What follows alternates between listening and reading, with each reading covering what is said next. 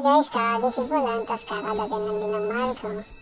Tapos bumaba na ako para bumili ng pagkain. Kasi nagugutom na rin kami. Tapos bumalik na rin ako agad kasi malapit na dito yung tindahan namin.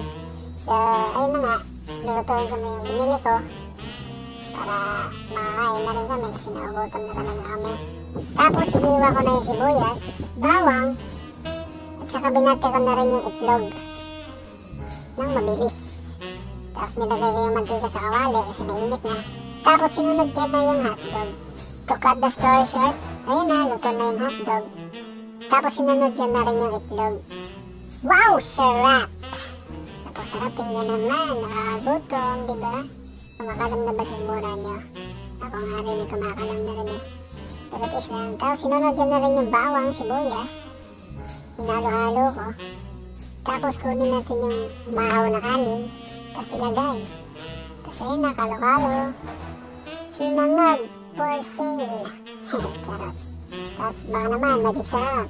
Binudburan ko na rin ng asin para may lasa. So ayun, antayin na natin ng result. So, ito na yun.